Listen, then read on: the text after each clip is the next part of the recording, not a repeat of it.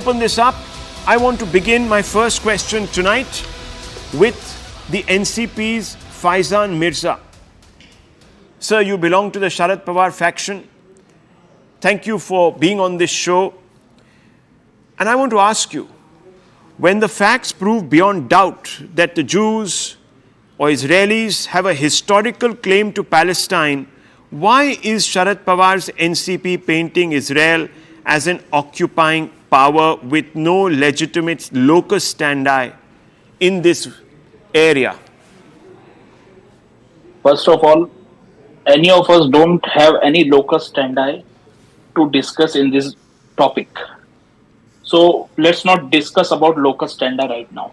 The thing is, the Chief Minister of Assam, Mr. Himanta Biswa Sarma, today he gave statement that Pawar Saab should send Supriya Tai there, and he did this type of wrong and very bad statement about women and hurted the whole women of country. इन लोगों ने औरतों को हथियार बनाकर औरतों के ऊपर इस तरह के टारगेट कर पूरे देश की महिमा को लज्जित करने का काम किया है। और हम लोग जो डिबेट यहाँ पर लेके बैठे हैं, हम लोगों को कोई नैतिक अधिकार नहीं है डिबेट करने का। मणिपुर के विषय पर हम लोग क्यों चुप थे? मणिपुर में हमारे देश की उन बेटियों को नग्नावस्था में घुमाकर किस तरह से देश की महिमा को लज्जित करने का काम पार्टी बर्दाश्त कर रही थी, रूलिंग पार्टी किस तरह से बर्दाश्त कर रही थी, ये आप देखते हैं। Can I ask you a counter question, Mirza साहब? Wait a minute. Let me complete first.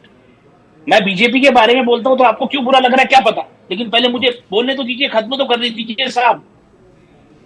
आपने लोकस स्टैंडाई की बात की है यहाँ पर, किसी को हमको इसमें बोलने का कोई लोकस स्टैंडाई नहीं है। राइट। हमको मणिपुर में बोलने का लोकस स्टैंडाई था। ओके। क्यों चुप किया देश को? क्यों जवाब नहीं दिया गया देश को? और रहा सवाल ये कि इजराइल गलत है या गाजा गलत है, तो भारत के पूर्व प्रधानमंत्री, Bharatiya Janata party, original Bharatiya Janata party के नेता और भारत के पूर्व प्रधानमंत्री अटल बिहारी वाजपेयी साहब का ही कहना था कि इजराइल ने फलस्तीन की जगह पर कब्जा किया है, वो उसको खाली करना पड़ेगा।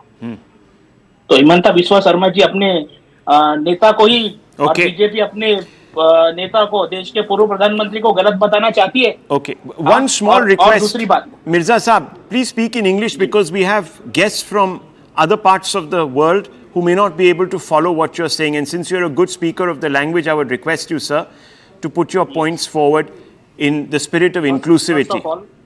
First of all, if the Chief Minister of Assam had made a statement in this manner, okay, condemning the statement of the incident of Manipur, then he would have the moral right to speak on this matter.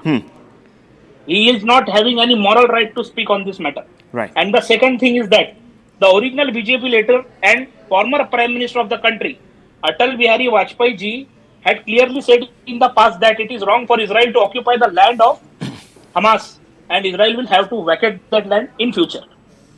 This was the statement of late Atal Bihari Vajpayee. So you have no locus standi, you're saying?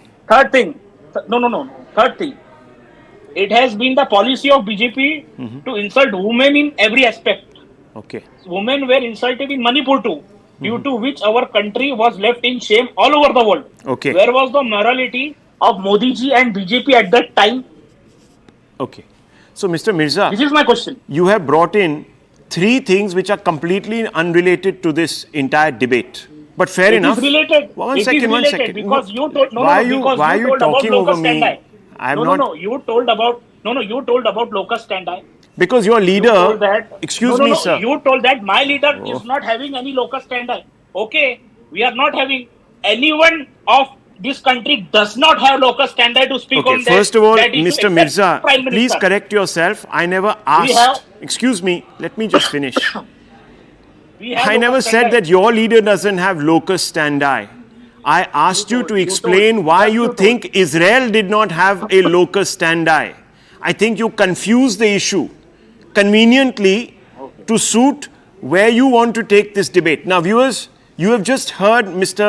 Faizan. He invoked Mr. Atal Bihari Vajpayee. Remember, let me tell you, that the first Israeli Prime Minister to visit India visited India in 2003, viewers. So, even though Mr. Atal Bihari Vajpayee, just like Mr. Modi has done, has expressed his solidarity with the larger Palestinian cause, he also made sure that he would bring into play our ties with Israel and begin to engage Israel. All of this, of course, Mr. Mirza will not respond to. Neither will he respond to the fact check that I made on Mr. Sharad Pawar's statement. Sharad Pawar has said, Israel encroached on Palestinian land, suggesting that Israel had no locus standi on this particular piece of real estate, contentious as it is. I brought out certain facts, but I want to tonight not hog this debate. I want to go across to policy expert from Israel, Emmanuel Navon. Mr. Navon, many people in this country, in the opposition especially, believe that Israel has only an outsider status in Palestine. It has no historic or spiritual roots in this part of the world. How would you respond to that statement that you're an occupational force? Well, these people should learn history. They're simply ignorant. The Jewish people is 3,000-year-old, and it had a kingdom for about 1,000 years until it was destroyed by the Roman armies in the 1st century of the Common Era. The Jews have had a documented history in this land, except that unlike other people in antiquity, when they were defeated by the Roman armies, by the way, at the time, some of them already back then, 2,000 years ago, were refugees in India. That's why you have a long history of Jews in India, because they were refugees from the wars against the Roman Empire. But the Jews had a kingdom for over 1,000 years before the Roman armies defeated us. But unlike other nations that were defeated by the Romans, we survived exile. We're the only people in history who've survived exile for nearly 2,000 years, because we never lost hope in returning to our land. And in the meantime, the Jews' contribution to human history is unprecedented. And our land, when we were in exile, were destroyed by different empires. It was conquered and colonized by the Arabs who came from Arabia, conquered our land, including later on the Ottoman Empire. And when we finally rebuilt our sovereignty, started to immigrate at the end of the 19th century, we basically rebuilt our nation from the Arab colonizers. And in spite of that, we agreed to many compromises on sharing the land, which were all rejected by the Arabs, starting from the first proposal in 1937 from the Peel Commission, then the UN partition plan in 1947. By the way, as you know, your own country was also partitioned the same year, yes, between India and Pakistan in 1947.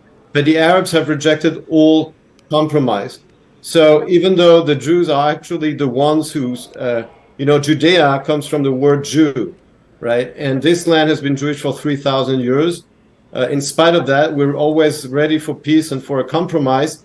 But this is impossible with Hamas, which is a Nazi type of organization. So you made a very strong case for why Israel must claim this particular piece of real estate, contested as it is, for itself. Okay.